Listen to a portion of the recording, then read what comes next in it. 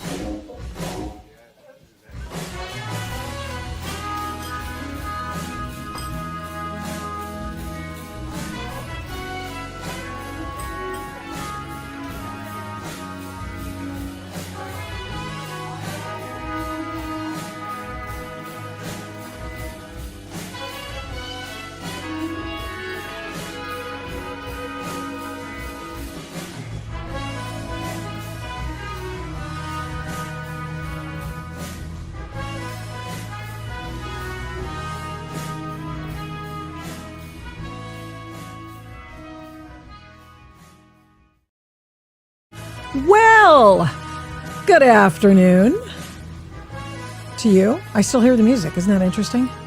Huh. Hey, let me just tell you what that music and all that stuff is about, where you have the ambient sound. Good afternoon. You know, it is because I went to Ireland 2 years ago, and I went to Foxy John's in Dingle in Ireland. It was a pub, and it is a hardware store, and they still sell everything hardware. They still sell all kinds of things there, including coffee in the morning and a little stronger if you want something in your coffee, or drinks and whenever you want them after that. So pretty interesting. It was adorable. I went there 3 times just because I just loved the atmosphere of that place. And I talked to the bartender, the coffee guy in the morning, and that's the ambient sound that you hear. I'm talking with him. I'm like, so what was that again? Anyway, so today on the Adult in the Room podcast live stream, we'll talk about why California's intentionally chaotic elections system is a threat to the country, because everybody wants to do the dumb stuff that California is doing, everybody but the red states. And so they want to purloin the ideas that are just riven. They're drawing a huge fissure between right and left in the state of California, and why people are suggesting that there's rampant fraud. We're going to talk about that. And also, we have to tell you that President Trump is trying to tamp down the chaos by imposing or trying to get through some mail-in balloting provisions. We're going to talk about that. And what's interesting is that he's trying to make the mail-in balloting a little bit more secure, since it is the federal constitutionally mandated U.S. Post Office that is doing the heavy lifting on our elections using mail-in ballots. So he does have a dog in the fight. And so we'll tell you about that coming up. Then I'm going to talk with my town hall colleague, Jen Van Laar. She is the managing editor of Red State, who can go over with us a few of the fraud allegations, other things that make what the election has been like in California, what it will probably look like in November. These are the kinds of things that are important. And a mini Iran sit rep on the program today, just real quick, because of course, Donald Trump has been bombing the hell out of these guys because they just have tapping him along, as he puts it. And I'll tell you about the extraordinary rescue of 2 Army Apache helicopter pilots. Okay, so we'll do that coming up. And I just want to say one more thing to those people who said I did not have the right to my own opinion on drone boats. Homegirl, right here. Right, I was right. Trump's got secret oil going out of the Strait of Hormuz. We'll tell you about that. It's Epstein Thursday. Both Bill Gates and Pam Bondi, the former Attorney General, in the news.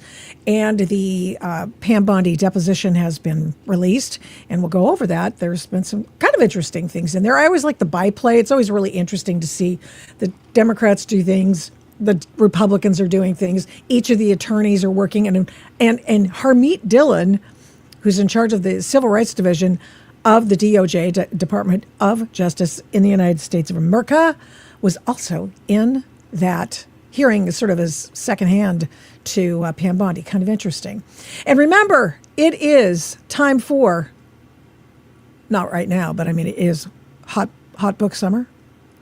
Yeah, that's right. We have, I talked to on Tuesday a really interesting author who's just written a book about J.K. Rowling, backstory, all kinds of a variety of information. So we'll do that and just go back and look at it. And then we've got a bunch of things coming up. We've got spy thriller author Don Bentley, who writes in the Vince Flynn universe, coming on. I've got him scheduled. 2 brand new spy thriller authors who sound incredible. So they're coming on this summer, and I've got more slots to fill. If you have an idea for a book author, let me know.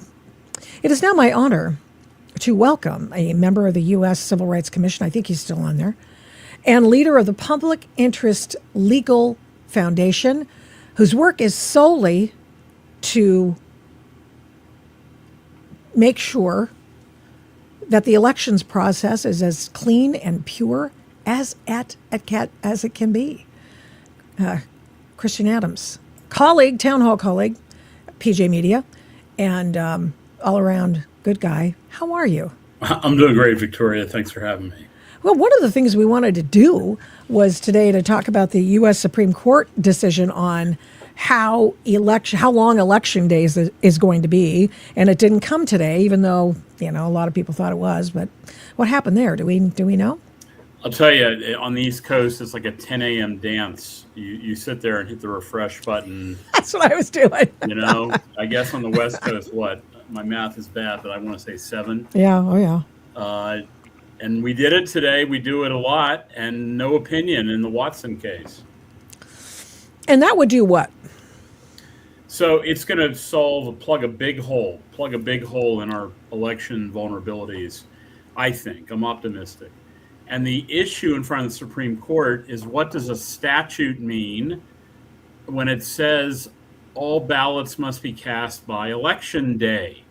Election day. It doesn't say election month, election couple of weeks. It says they must be cast by a certain date. So the issue in front of the court is, what does that mean? Mm-hmm. Does it mean ballots have to be in by Tuesday on election day, or can states just keep trickling them in like California and North Dakota used to, Minnesota, and so forth? And so you wrote an excellent piece for PJ Media. Let me just bring that on for all our perusal here. Let's make sure we got this. California election security under fire.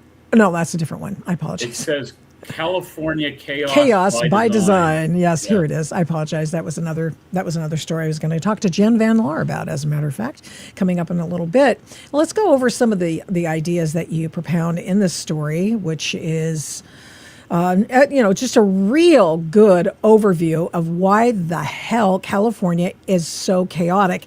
Can you explain why you say it is intentional? Yeah, because, look, this is something that's gone on for almost 20 years. The legislature in Sacramento passed a variety of election law changes going back many years that were very deliberate. A lot of people are very focused on voter fraud. I wish it was only voter fraud. It's way more potent. It's way more problematic. And that is, they engaged in structural changes in how we run elections. You don't even need voter fraud. These structural changes were designed to take advantage of cultural tailwinds, things they know about the human condition, ways to win elections that does not require fraud. They just change the rules of how the elections are run, and progressives win. And that's what I've been trying to talk about for almost 20 years, that there's these people out there, and in the case of California, law school professors who are focused on transforming the system to create a different outcome. So some of the changes in the system include automatic voter registration. How corrosive is that? It's horrifying. And think about, we'll get to the ultimate payoff, Victoria, but what it means is, anytime you touch the government, whether it's a driver's license, whether it's a welfare check, whether it's Social Security, whatever it happens to be, you get registered to vote. It's called automatic voter registration. You don't opt in, you don't fill out a form. They just take your information and crank it into the system. This was something that the left passed through a law in Sacramento. It's not fraud, it's a law. It's actually legal. It's like anti-fraud. And it means that everybody who's going to get welfare is automatically getting registered. And that's just the tip of the iceberg. It's not just welfare. It's across the board. And what does that do, Victoria? It puts a thumb on the scale that the election outcomes will be toward people who are linked to the government, not like some hunter guy who has a ranch and doesn't ever ask for handouts. It's linked to the government. Okay. It's linked to the government, and also it's linked to illegal aliens, because California allows illegal aliens to get all kinds of benefits. Yeah, and look, California will tell you that they've got a system in place to prevent that. I'm not sure exactly what it is, but let's assume even if they don't, or if they do have a system to prevent illegal aliens, it still creates outcomes that are more progressive. Even if you don't have the illegal vote involved, the whole system of automatic voter registration is to create more progressive winners. So a lot of people would like to push the panic button when they see some really hinky thing going on. We'll talk to Jen about that, but I mean, paying people to vote, that's illegal. But the other thing is, but you're saying that structurally, it is fundamentally flawed, and that's where the problem is. Like, oh no, it's perfectly legal. But that's why normal people say this smells to high heaven. Yeah, go ahead. No, I'm sorry. No, that's fine. I heard a pause, so I thought you wanted me to jump. So yes, listen, please. I'm sorry. No. So here's imagine you're on the left and you're trying to design a system, and you want to be able to design a system that has your opponents, like you and me, screaming it's voter fraud, and then they say, "Oh, okay, show us." And they now know how hard it is to prove actual voter fraud. So we get stuck in this deep stall, right, where we're struggling to find voter fraud. It's like trying to capture fog. It's there, we can see it, but try to quantify fog. Try to grab it in a jar. And so what they have done instead is create a system where our only argument is they shouldn't be voting if they get welfare. You see what they've done? They would rather us get stuck trying to prove voter fraud, like chasing phantoms and catching fog. We know the fog is there, but get it in the jar. Instead of us falling in the trap of saying someone who gets welfare shouldn't be voting, or why shouldn't that woman who works 3 jobs not get a mail ballot sent to her house automatically? They have put us in a crossfire rhetorically. The other thing you say, this is your second point, next comes automatically mailing ballots to every single registrant, even those automatically registered, and then ballots fill the mailboxes across the state. This is a problem, especially started since 2020. Tell me what the net effect of that would be on the sanctity of the elections process in California. Yeah, so what they have done is devise a system that gets the low propensity voter to vote. And here we are, like they're watching this going, well, what's wrong with that? Well, right. See, that's the dilemma. There really isn't anything wrong with it. No. But what they have done is create a system where nobody even cares about politics. Let's take this person. They don't want to vote. They don't care to vote. They don't pay attention to issues. Let's just pretend they're like high half the time for good measure. We'll throw in a couple criminal convictions. A real upstanding citizen. They don't register to vote, but they suddenly get registered because of automatic vote registration. Then they're sitting at home. They don't care about the election for mayor. And all of a sudden, the mailman brings them a ballot they never asked for. You see how this works? And they're like, oh, wow, cool. This only takes me 5 seconds. I'll just vote for, Democrat, or because I don't like those. So what you have just seen, and they drop it in the mail, what you've just seen, Victoria, is the progressives have captured a vote that they could not have captured in 1995 or 2005.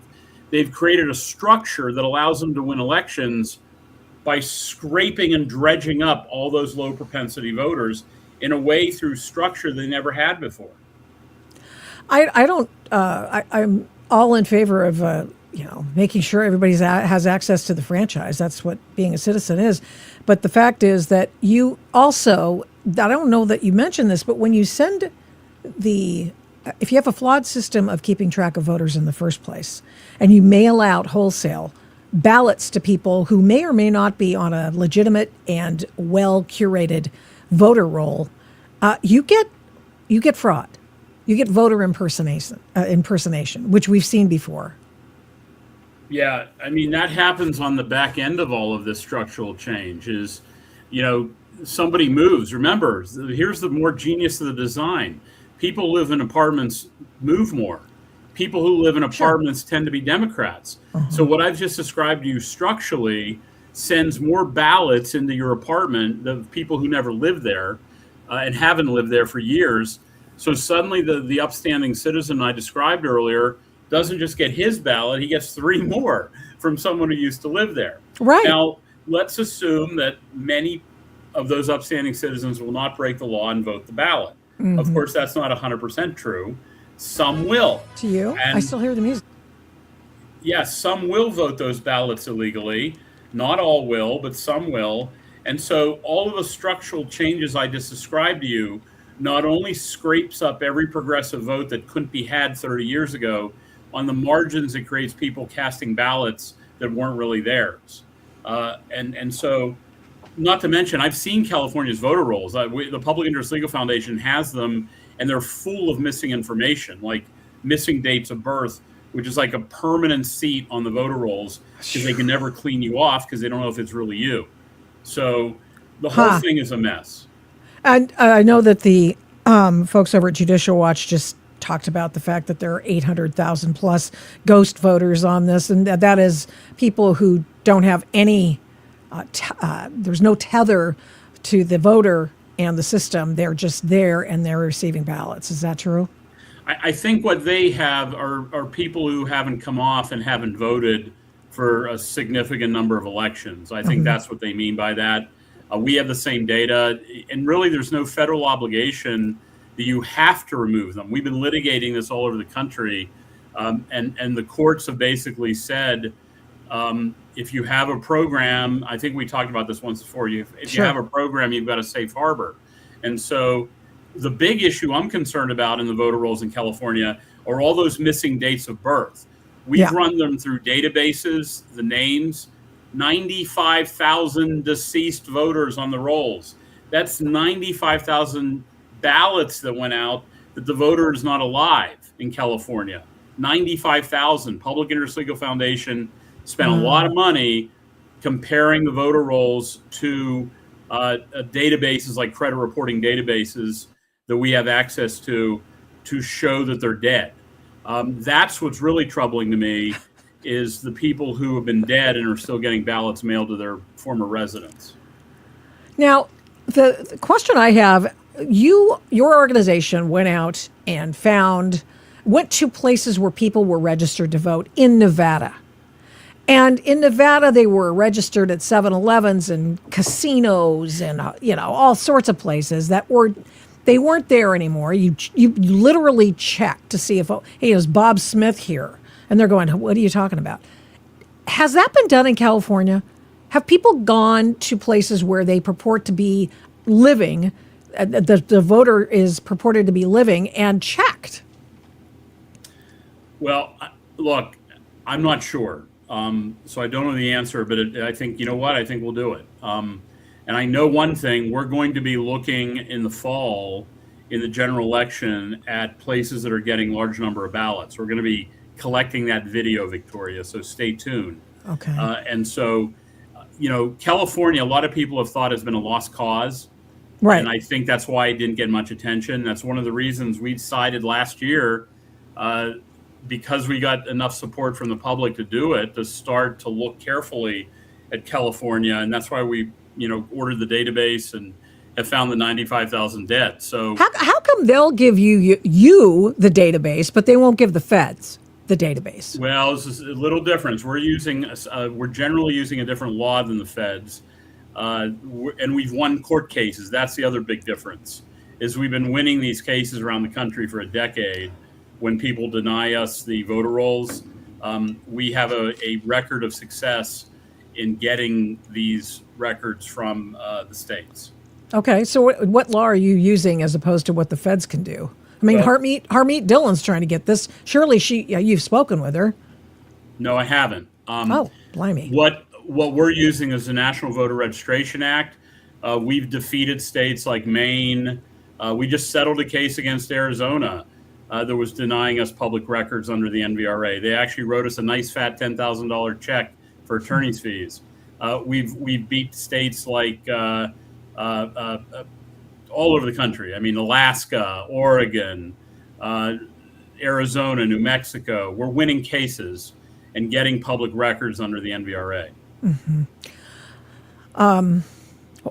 Why could the feds use that? Could the Civil Rights Division of the DOJ say under that NVRA we could get those access to the voter rolls? Yes. Yeah, Victoria, look, I'm not an employee of the Civil Rights Division anymore. I used to be a long I time know. ago. I know. And so if the Attorney General wants help, we're happy to help. Okay. All right. I'm going to show you something. This is not confirmed. Okay. This is a person asking leading questions of homeless people in LA. So take that for what it's worth. Tell me if this is illegal. And then did they come down here and try and pay you to vote? Yes. On a ballot? Yes. How much they pay you? $5. And they said, here, come and vote for these candidates? Yes, sir. They told you who to vote for? Yes. So they told you to vote for Karen Bass or Cynthia Rahman? Karen Bass. Did you vote for Karen Bass? Yeah. For $5? Yeah. Did you vote? Yeah. Oh, you did for Karen Bass? Yeah. Karen? They told you to vote for Karen? Yeah. They had to sign a little thing. And how much they pay you? It was like $2. $2? Oh, to sign off on a thing to vote for her? Yeah. They say, oh, do you want to vote for Karen or Nithya? Or they just tell you to vote for Karen, huh? Okay, then he goes on to brag that he got $4 because he knows how to, drive a bargain. And I mean, if this is true, this comports with what we've seen in the homeless community in San Francisco as well as LA.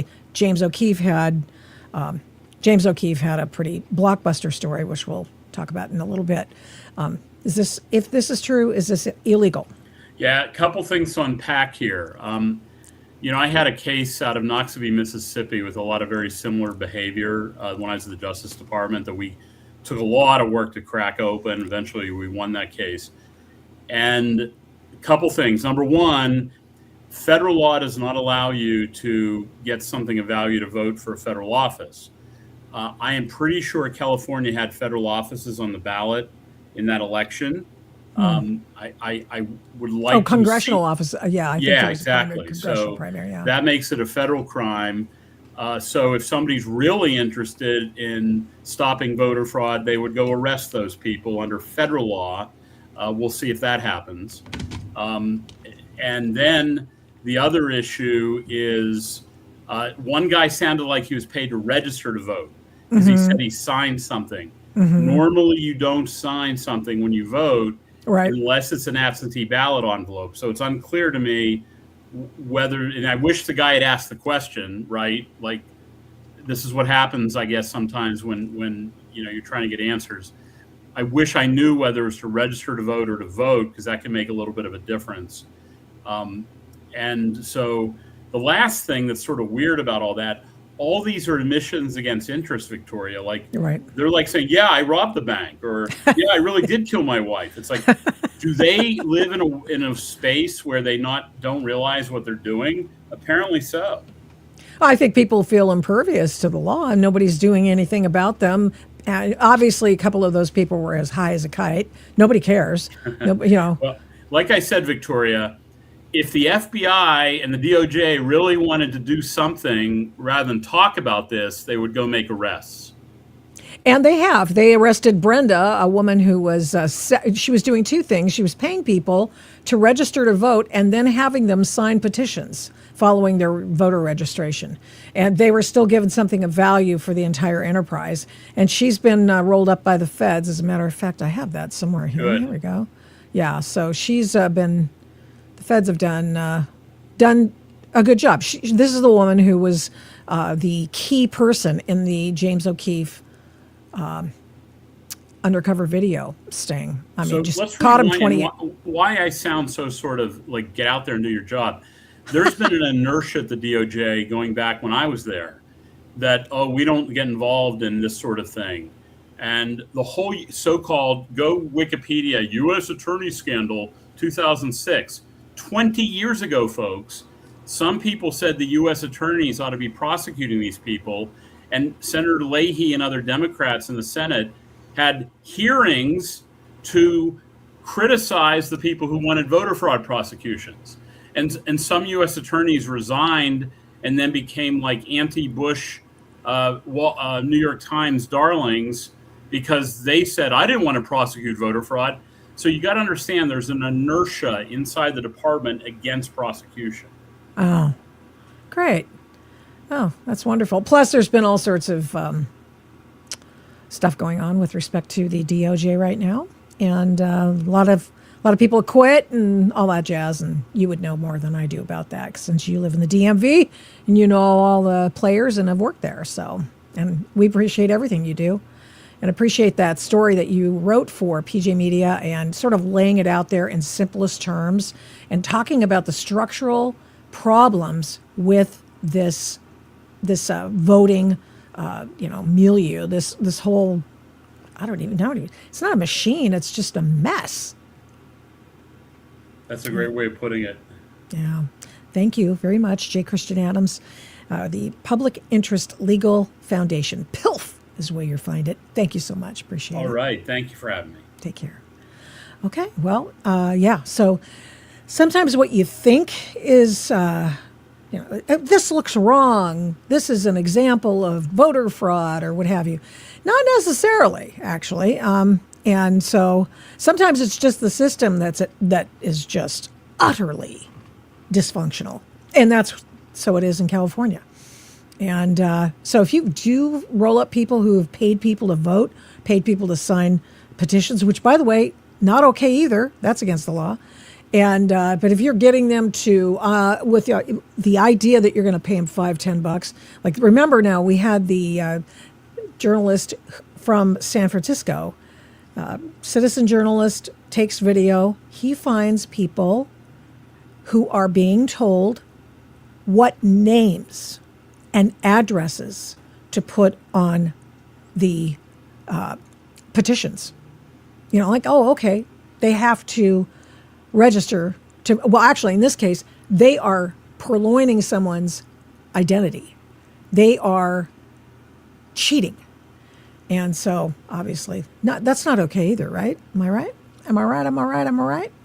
Okay, I want to make sure. Yeah, here is James O'Keefe. Before we talk to Jen Van Laar, who's coming on any moment, let us go to this particular deal here. I want you to see it. This is an expose done by James O'Keefe, and this is sort of a synopsis of his multi-part series. Let's watch, shall we?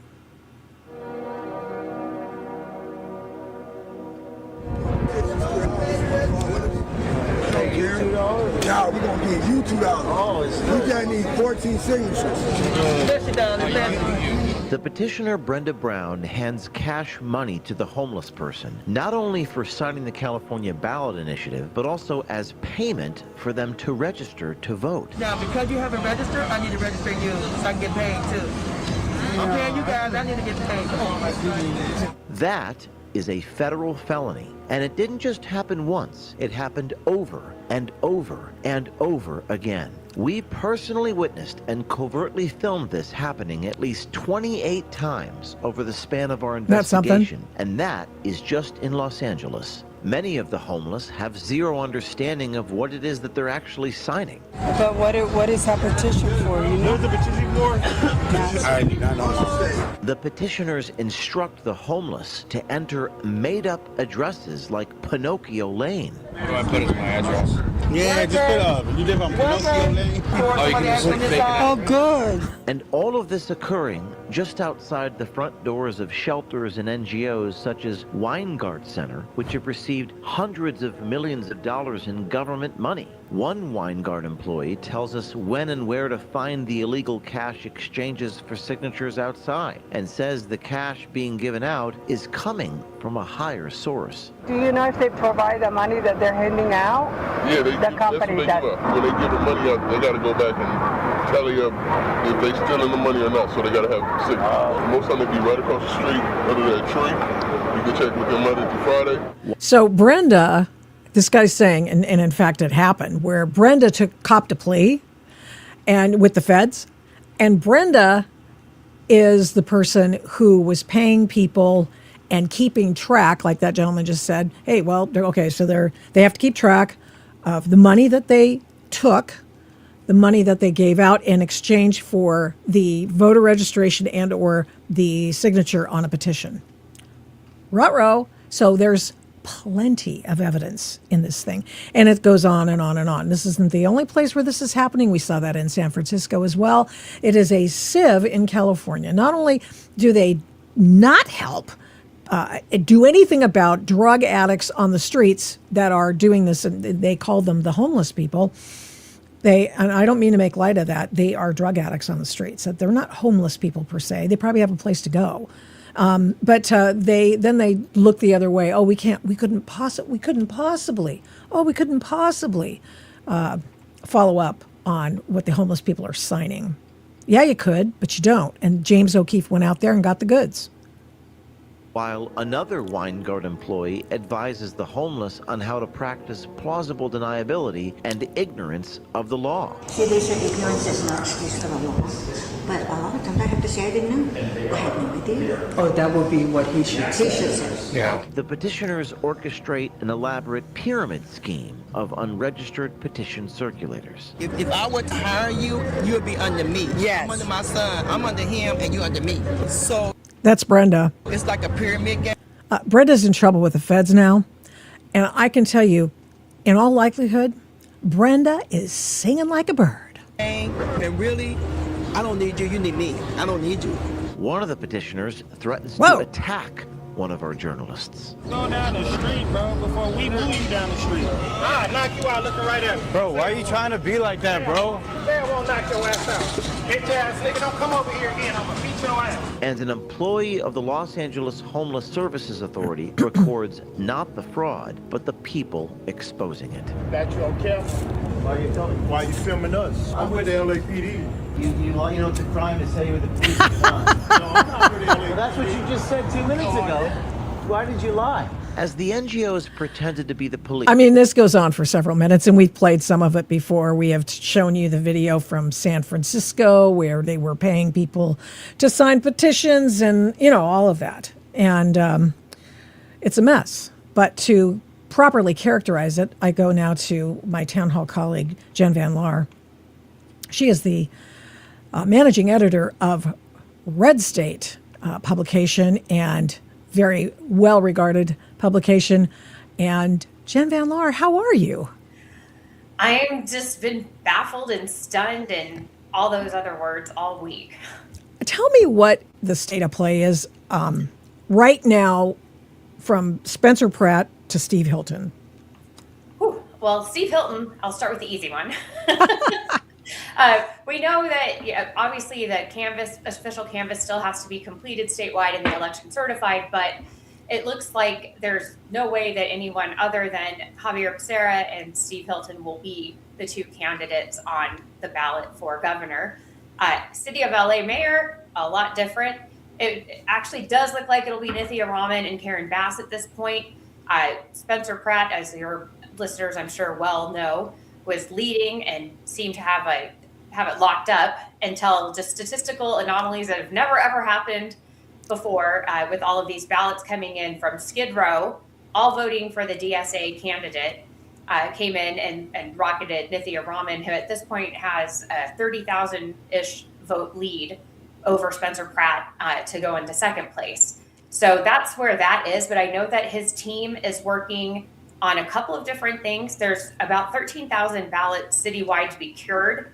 And so we don't know how many of those are Pratt ballots, but I've been seeing a huge increase in people online saying, hey, I voted for Spencer and I got this notice that my signature wasn't accepted and I need to fix it. They're also looking at, just like what you were showing right before I came on the air, where these NGOs have been registering voters and potential fraud. But the thing is, they have to get over that threshold. They need to show that there's a likelihood that more than the margin between Nithya Raman and Spencer Pratt could be fraudulent, and then that could block the certification of the election and go into all kinds of other legal remedies and investigations. I mean, it is California. You kind of wonder if California has the desire to look into anything at this point. It's moving along just fine for the Democrats who are in charge. You know what I mean?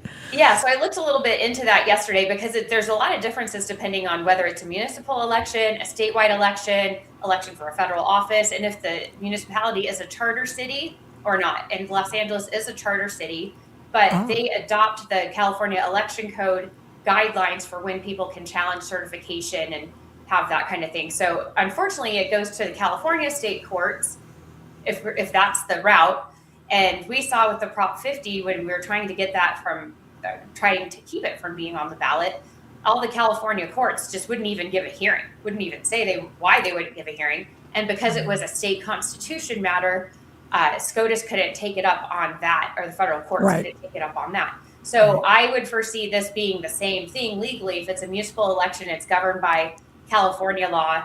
Unless there's some way to show that federal civil rights were violated or some other federal issue that would allow them to come in, that would seem to be something that you could still bring up and have the hearing, and that's great because then people are aware that this fraud actually happens. Yeah. That might not be a remedy for this election. You know, I just talked to Jay Christian Adams, our colleague at Town Hall as well, who's he was talking about how the whole map of how elections are done. And by that, I mean just like the different Byzantine little ways in which you know, all of a sudden you can't, Gavin Newsom has rushed through a executive order or a law in the legislature, or you can't get in the Assembly and the Senate, amazingly.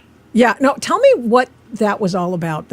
You can't gather ballots when, yeah, go ahead. It has to do with, I don't know if you followed the story about Sheriff Bianco after the Prop 50 election. There was a big difference between the number of votes cast and the registered voter. I think that's what it was. There was a big discrepancy in numbers that shouldn't have been there. I can't remember the specifics of it. Okay. But based on that, he seized the ballots, which they have to keep for 6 months, and to do an investigation to see what's going on there. And of course, Rob Bonta opposed to that. So was Gavin Newsom. They don't want transparency. So they started, I believe, at that moment working on this bill, and it mostly has to do with not allowing federal law enforcement or anyone else to take control of ballots after, you know, for some kind of an investigation. Sorry, this has me all befuddled. But the other part of that confusing. Was that because you can have election observers there watching when the ballots are being opened for the signature match thing. So that law made it where these observers cannot challenge the validity of a ballot based on signature match, which I think is complete. What are they doing then? They're checking. Yeah, that's what they're doing. What cracks me up is that some of I think I have a picture of somebody's signature. Let me see if I can find it. But I mean, they're taking the most bizarre signatures ever. I mean, check this out. I'm sure you've seen this. I assume it's true. You never know. There's a smile face. Well, that one, I know that one in particular is not an actual ballot that was counted. It was my friend Ruben Hamadi who made that as an example. But there is no reason why that wouldn't be counted under current California law. And based on this new, like in the past, we could have at least challenged it and said, okay, come on, that's not a signature match. But now you can't even challenge that. That's unconstitutional, it would seem to me to be. I think that's a civil rights violation. I think it's a civil rights violation. It's violating my civil rights. Absolutely. To have that person's vote counted. Yeah, it's diluting your vote, your voice. Right. So I kind of wonder, so Spencer Pratt goes back, and I know he's fighting some of this. He's just trying to get some votes cured, which is to say, within a 21-day period, they can go back if somebody wants to go back and change their vote should they wish to, or they can, your signature, all of a sudden we're really concerned about signature matching. That makes me laugh. And and it's just his ballots apparently where they're having problems. At least that's what, so far that's what we know. They can't change their vote, but what the curing is there's something, it's generally either a signature missing or the signature doesn't match. And they're being very curious with the Pratt voters. I had a couple of them message me privately. One guy said he's already submitted 2 forms, with his signature, to verify the signature that was on the ballot, and both of those forms have been rejected. So that's kind of weird. I mean, what does he need to do? Go down? And the problem is in LA County, or LA City even, is so big. Parts of LA City are way up in the North San Fernando Valley, and they have to drive down to Norwalk, which in traffic could be 3 hours. Oh, geez. And so maybe they have to go down there and show their ID and say, yes, this is my ballot. Count it, please. But they're also asking people who didn't vote, who know that they were registered in the city of LA to go check and see if a ballot was cast in their name. Oh, Because that could be another way to challenge some of these votes. I would suggest that too. There was a hell of a lot of voter impersonation in LA County for sure. I mean, my dad lived in the city of LA when he died in 2017, and I went back a couple days ago and checked to make sure that there was no ballot cast in his name, and thankfully there wasn't. Huh. I kind of wonder. I still get my California ballot. I don't. I I'm collect in them. Exile in Nevada, and they got me off those rolls right away. Oh, I didn't tell them. I mean, I just obviously pay taxes somewhere else, but. Right. But yeah, but I mean, I just keep gathering them. And my daughter, who does live there as well, she says, okay, so I moved. She just moved. And but she did not get her ballot forwarded to her. I guess that's probably policy or what have you. But, but then she tried to, they won't forward them. Is that correct? They're not supposed to, but they have. And I think that it's I've heard from a lot of Palisades voters, they were not getting their ballot. Oh, I'm not surprised. Imagine Big that. surprise. Yeah. How is that going right now? I mean, sorry, I just sort of, hey, left wing, woo! Let's talk about the Palisades fire. Yeah, right. I'm so profoundly angered by this story. I will never get over this story. Tell me what's going on. I know the firebug arsonist jackass who hates corporate billionaires. He's in court, but you know. Yeah, he's on trial in federal court. I wish we could have cameras in that courtroom. I know. Interesting. They tried to subpoena Karen Bass, but as part of the defense, part of his defense strategy is that the fire only got so big because of the negligence of the things like the Palisades people are alleging in their lawsuit. But the judge didn't let that happen. Basically, there's the civil lawsuit, which I think will be huge, is going forward. Every roadblock that the city of LA and the state has tried to put up has been knocked down. We found out earlier this week that Karen Bass's brother is actually a part of that lawsuit. His house burned in the Palisades, really? And he's part of that lawsuit. Oh, that is something. We've spoken with Trey Robertson before on the program. He's the attorney. He's wonderful, and maybe we'll have him back. But you know, it was just gobsmacker after gobsmacker after. I mean, I thought I knew kind of a lot about the story. Oh no. Right. Oh no. He was. And then for these people to be saying, like Jimmy Kimmel saying, "Oh, Spencer Pratt will get you a U-Haul," and then I saw on Facebook there was some post about Spencer Pratt yesterday, and all these people it's because Heidi Montag was seen out and about for the first time since the election, and she wasn't with Spencer, and so all these mean, terrible people in the comments, oh, was she out getting moving boxes? Was she out this? Going, they don't have anything. Yeah, they don't have anything. Did you see Spencer's post about how it's going to cost $2.5 million just to put up the outside superstructure of the house, 2,500 square foot house? That's insane. Yeah, it's LA, and then to furnish, to finish all the millwork, whatever it is that you're going to do in that thing, it's another $5 million. If that's because I heard that it was around $7 million, and I think the house was worth like $3 or $4. Okay, well, I believe it burned, and so that's crazy for the cost to be that much more. Yeah, and I thought Karen Bass was going to make it easier for people to rebuild. I know that was bunk, but I mean, I thought that was at least the words that came out of her mouth. She may not have meant them, but she's done next to nothing to do anything about that. Yeah, and I'm a little wondering also what happened with Rick Grinnell. He was supposed to be the rebuilding czar. That's a great question. Let's get on his case about that. I think we need to, because I mean, I know he has a lot of other things going on too, but these people are Americans that need help. Yeah. Yeah. I mean, he's amazing, and he's living in California. He should do that. I mean, that should be his gig, and he's always doing special things for the president. It's awesome. But he's a no-show right now, so he needs to be maybe that's what we have Spencer Pratt do. Maybe the federal government puts him in charge of that. I feel like even if he doesn't make it to the top two, there's going to be a silver lining, and there's going to be. It's going to be, I mean, a lot of times it's happened in my life where I look back and go, you know what? God made that happen on purpose, because what happened next is so much better than what I thought I wanted originally. Yeah, I know. We always think, we plan, God laughs kind of a thing. Right. But there's a lot of truth to that. And sometimes you just don't know what the end game is. Yeah, so Spencer's actually, he's looking into curing ballots. He's also looking into, I saw a post that he issued and says, that's 43,000 ballots. That's interesting. That's exactly the same amount. Where have I seen that number before? I've seen that number on Skid Row. Is there anything, what are you thinking about that? Well, that's part of what the Latinos Poor Pratt group is doing, and I'm actually volunteering in all of my spare time with that group. Oh, that's cool. What they're trying to do is find anomalies, like, or some dumpster where there's 50 people registered to vote or something. Right. And then, we go out and we'll take pictures and geotag them to show there is no way that a ballot could have gone here for someone to fill out. Also pursuing things, and it goes along with an investigation I was working on about Chirla before the election.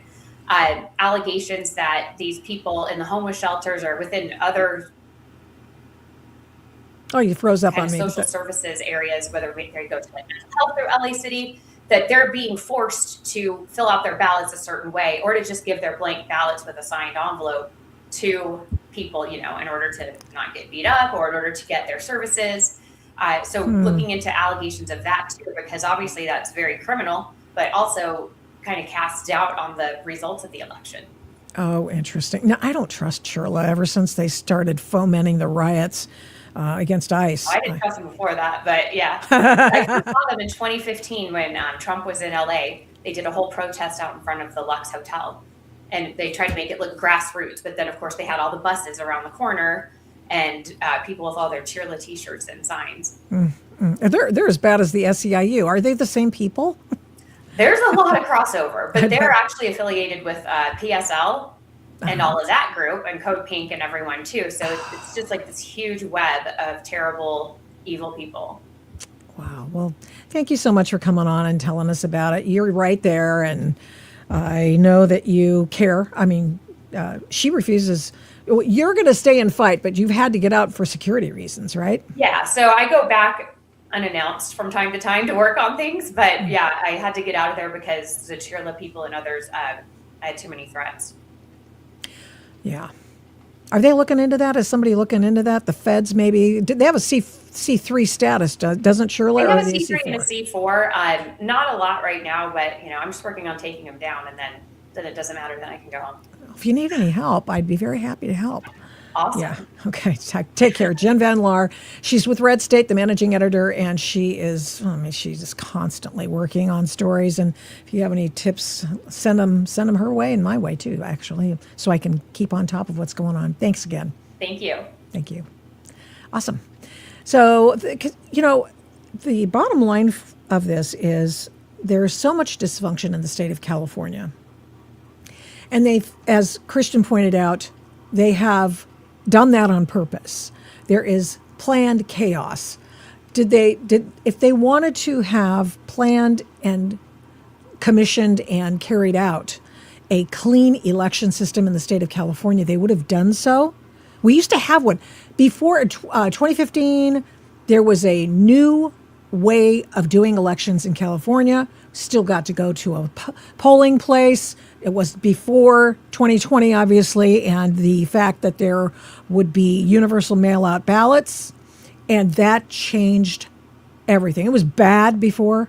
It grew worse after 2020 in the universal mail-out ballots and mailing out ballots to people who just have a touch with the government system. As J. Kristen Adams pointed out, well, okay, so you have everybody who has something to do with the government. You're not going to get somebody with an SBA loan. That's a federal thing, so he's not going to get a ballot. But if somebody's on welfare or getting ETC or anything else and making sure that they're on, getting SNAP or would have benefits that are sent through the state government, they get a ballot. They're automatically registered to vote.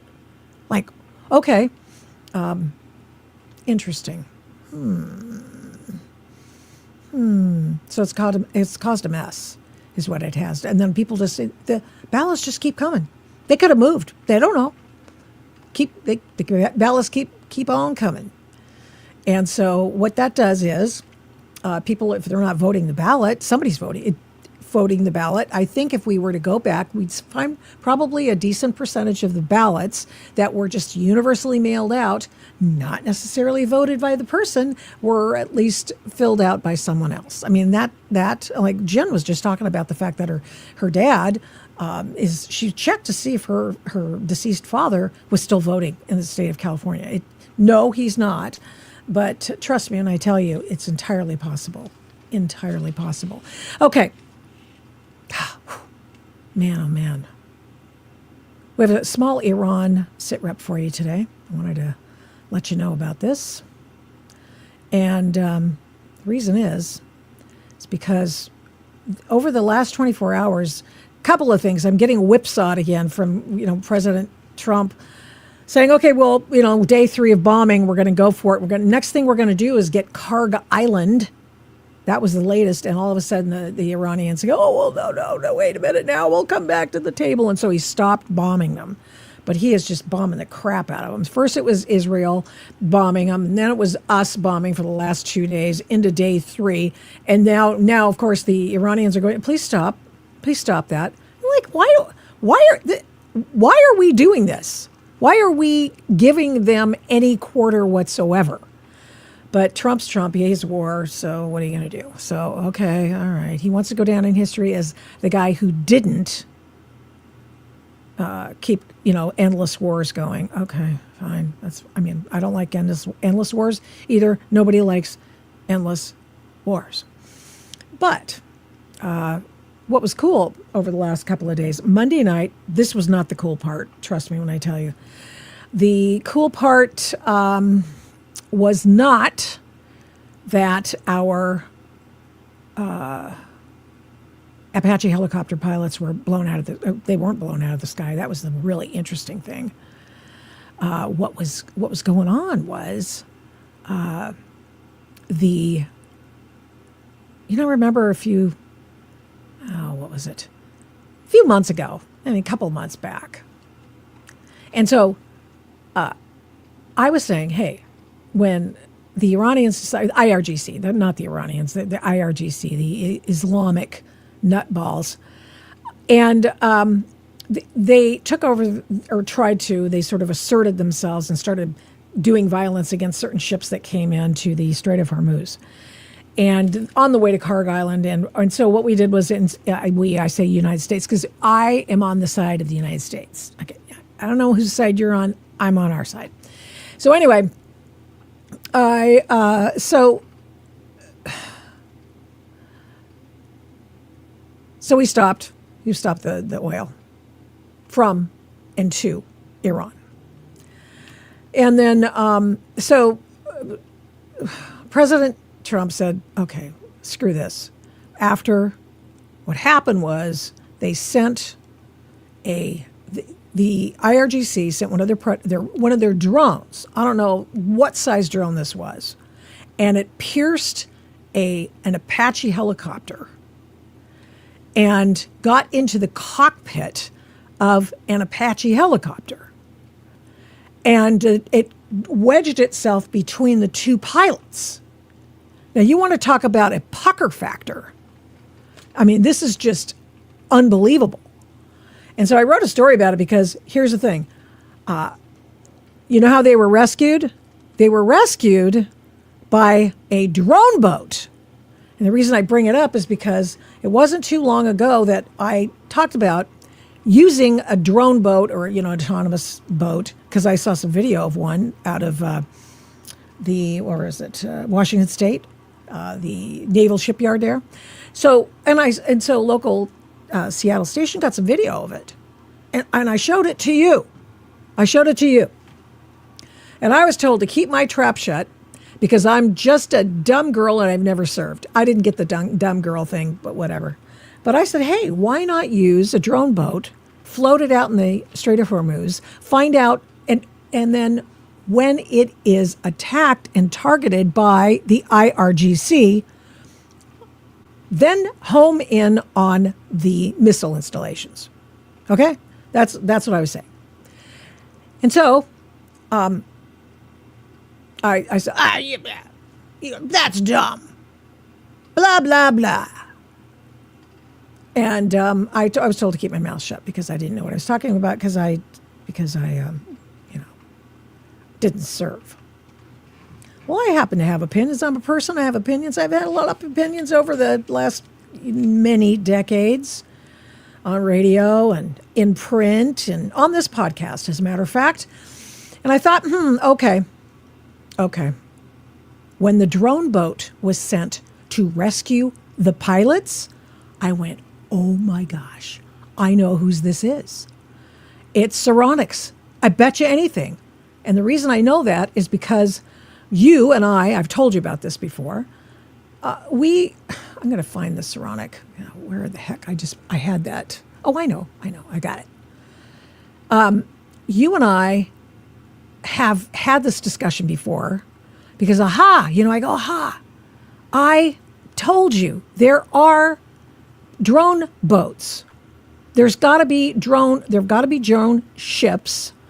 And, this is it.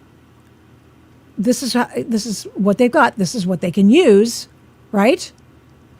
And doggone, if I didn't start looking around and finding the people who did this, and the people who did this and built this boat that rescued the 2 Apache helicopter pilots was made by this company in the United States by a guy who was a financier after he left the Navy SEAL DevGru team and said, hey, I'm looking for some way we can help. And he saw this huge hole in the market. And the reason I know this is because God bless Sean Ryan and his podcast. He does. I really enjoy his military podcasts. Some of the other stuff's not, but I mean, fine. But I enjoy his military ones, and so I learn a lot. And I remember, one night in the middle of the night, I heard this guy. It was just like on YouTube Auto, and all of a sudden I'm hearing Sean Ryan in my 3 o'clock in the morning. And I went, what? And it's this CEO who has created this product, and of course with a team of people. And these are drone boats. And they started out with a 24-foot boat. And I want you to see this. I'm going to bring you the video of their boats. This is exactly the kind of boat that was tasked to go find the drone or the Apache pilots. And they found the guys 2 hours after they crashed. These boats are operated by humans, and they can operate a huge fleet of these boats. One guy can do that. Here's a little beauty shot of these drone boats, these autonomous boats. These are not propelled by individuals.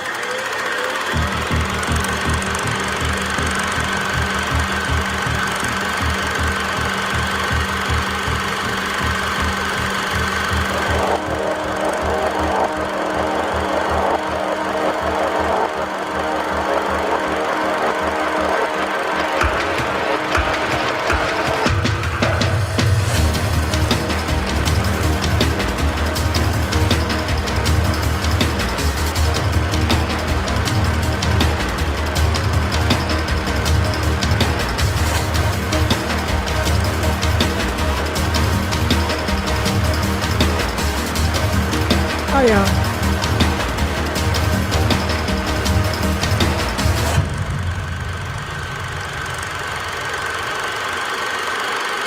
So that's the Corsair, and that is from the PR department of this company, and pretty interesting. So I did a story about it. Here it is.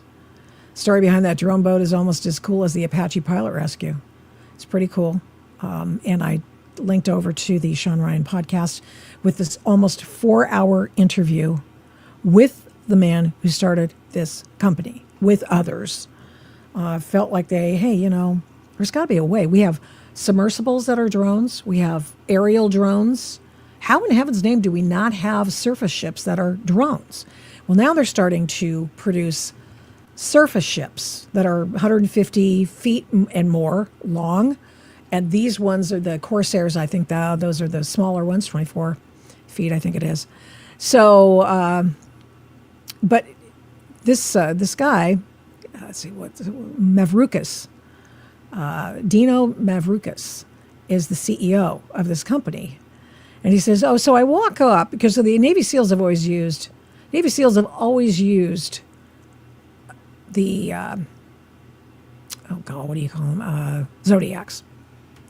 They always use the Zodiacs, and the guys, and Mavroukas says, the engines never start. There's always issues. What the heck, man? And he says, so I walk up to the Zodiac guy. And Zodiacs, the speedboats we use in the SEAL teams, the outboard motor carrying 6 people. They look like they're from Vietnam. They're 70s technology, and the motor's never starting. It's always a piece of crap. So if you go to the Zodiac website, however, they have these really cool, fully electric drive, jet drive, like push button Zodiac. So I go to the booth and I'm asking the guy, hey, you got this on the website. Where are they? And they go, oh, we're 2 different companies. This is the military company. Military company doesn't do any innovating, is basically what he found out. And then he said, well, okay, so second question I had, he tells Sean Ryan I'm getting these quotes from the Sean Ryan show. Next question I had was like, does anybody care that this company doesn't exist? Right? Does it matter? Because it's okay to have a gap in the market. The question is that gap going to get filled? Can you build a real generational company here? Basically, is the Navy actually going to buy thousands of autonomous systems or not? And if the answer is no, that's okay. I just don't want to start this company because it doesn't matter. Because he wants to do something that helps our sailors, Marines, and Army soldiers. So then here's another beauty shot of the Corsairs. And so anyway, that's it. Were it not for, and if the Navy secretary hadn't been fired, he was fired, Trump fired him, or Pete Hegseth did. And the story goes that he was really slowing down on building ships. And Trump, Hegseth and Trump know, they go, oh man, we got to get these autonomous ships in here. And he was just dragging his feet. And so Phelan went, he left the building. And all of a sudden, the next time you hear about these autonomous boats, they're saving the day in the Strait of Hormuz. They're saving our Apache helicopter pilots. So right on. It's pretty cool. And they're operated by humans on, joystick, whatever. And in this interview with Sean Ryan, which was in early 2025. So lots of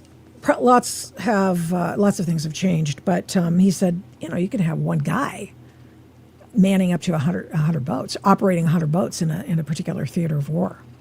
Now, that's a big thing. Especially since we are at a deficit vis-a-vis China with our surface ships, our Navy. So anyway, this is the big equalizer. At least that's what they're hoping. And we just saw it for ourselves. We haven't seen any video per se of it. But that is to say, they rescued the 2 pilots. So that's pretty cool. Pretty darn cool. So that's good news. And they're around SITREP today. And we don't usually do that on Thursdays, but there you are. We do have some comments about our conversation about the election day, and then we're going to get to the Epstein Thursday update. I know it's already after 2. People were bragging about their cat and dog voting. Absolutely. I did have a story about the dog voting. I remember in Washington State, I was in Portland doing my show, and a woman, this is probably early 2000s, and a woman signed up her dog, and then she got fined for that. She just wanted to see how loosey-goosey the system was. Oh, she found out. Oh, did she find out? And then they prosecuted her. Okay. It's funny that all the leftist states don't want to remove the voter rolls of dead people, though. I know. Kind of sus. Yep. Absolutely. Okay, so now, good news. The good news is we had some clarification, some transparency from the folks who have had anything to do with the Epstein files. Okay? One of the things that, I'll do that in a second. Sorry, just looking at my notes for myself. Pam Bondi went before the Oversight Committee in May, and just a few days ago, her transcript of her conversation with the Oversight Committee members, both Democrat and Republican, were made available. The transcript was made available, and there's pretty interesting things. Now, you and I both know that there's not a lot of there necessarily in the Epstein stuff necessarily. But just because your name is in the Epstein file could mean any number of things. My name's not there, but on the other hand, I'm not any big shot. And so, but the thing is that your name could be there because Jeffrey Epstein said something naughty about you or nice about you or mentioned you, sniped about you, put your name in an email. There's a picture of Jeffrey Epstein and President Trump or something, which exists, and all sorts of things. Jeffrey Epstein's assistant is going to be, I believe she did get questioned this week, and that transcript is not made it out yet. But Bill Gates was on Capitol Hill yesterday talking about Jeffrey Epstein with the Oversight Committee. Let's just do, we got a couple of sound bites, one of it which is just, a circus, but here we go. Glad to be here voluntarily to testify, to help with the committee's work. He's not glad. He's not glad. His wife divorced him over Epstein, okay? So let's keep. I'll start with an opening statement in the hearing room. I hope my testimony is helpful to the important work of the committee to find justice for the victims. Thank you. Find justice for the victims. Okay. Interesting. Okay. Then we've got this. Lots of things going on in this particular soundbite. It's woo! And then the one thing I got, at first I went, oh, brother, this is hilarious because, the guy's saying stuff people think, but it's totally off the rails. But then I looked at it and I go, please count the security people that Bill Gates has. Watch this. Follow Jesus, Bill. Stop being a baby flesh eater. Stop consuming adrenochrome. Follow King Jesus. You can't escape his gaze, Bill Gates. God sees all your evil, Bill Gates. Every day he sees it. He's got like 6 guys. You Bill. You can't escape the eyes of King Jesus. He's watching you. You Satanist, you transgender, Bill Gates. God knows you're a woman, Bill. There's nowhere to hide, Bill. Jesus is watching you. Sir, step out of the path. You got nowhere to hide, Bill. 1, 2, 3, transgender. 4. He had like 6 people. He had like 6 people around him, and then there's this guy yelling at him. It's just like Capitol Hill. It's kind of crazy. I went to Capitol Hill one time, and I went to a couple of different hearings. This is years ago. And there she was, Medea Benjamin, Code Pink, and she stops the entire process. She's literally stopping the Senate from conducting business. And, I keep thinking every day Medea Benjamin is committing an act of stopping the government from doing its work, which is what I think a lot of people went to prison for on January 6th. It is crazy. She does it every single day. She and her buddies. Okay, so that happened. Here we go with one more of our deals here. I'm going to share this. Oh, interesting. I think I have to bring that up in a different way. Hold on just a second. I have Pam Bondi's transcript. So let me just make sure I can do this. It's PDF, right? Huh. Wait a minute. No, this is a web page. PDF, yeah. I can do that. Sorry, guys. I thought I had this all teed up to go because we try to do a professional job to some extent, and I failed. So,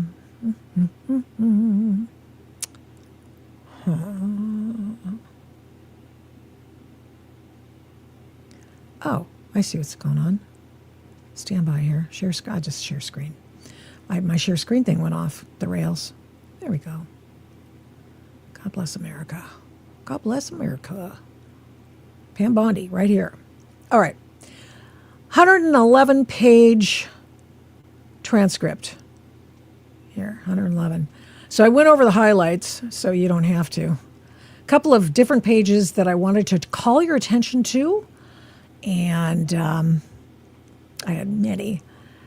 Now, on page 18, now, first of all, the attorneys start, and then the dipsticks, who are the congressional members, start asking questions. So they're giving it attorneys first, and then they start asking questions. So that's the way it works. You find out what dipsticks there are in Congress.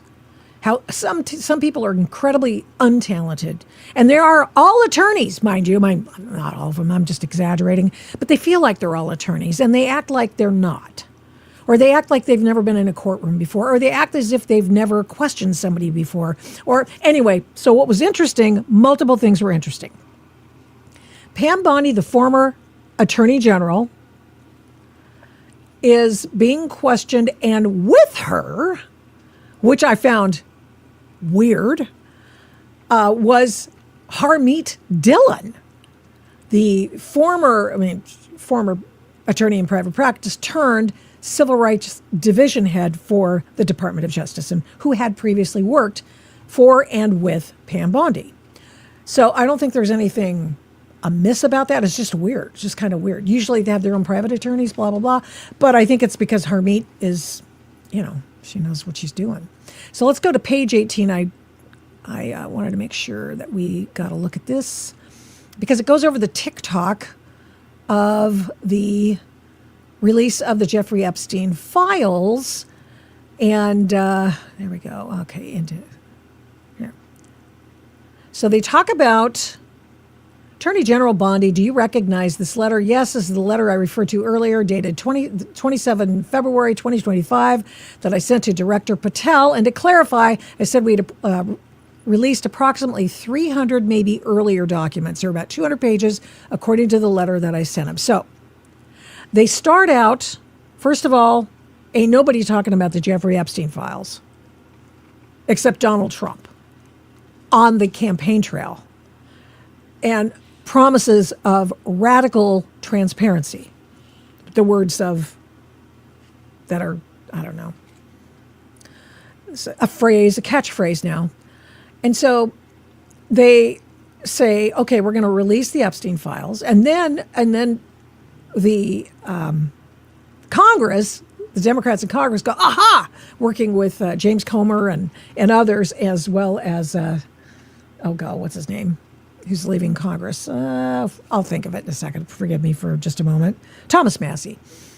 And so Thomas Massie and the Democrats with like Ro Khanna put together a Jeffrey Epstein Transparency Act, wherein the United States government, the DOJ, has to turn over all Jeffrey Epstein files in 30 days. So it starts out like with 300 documents.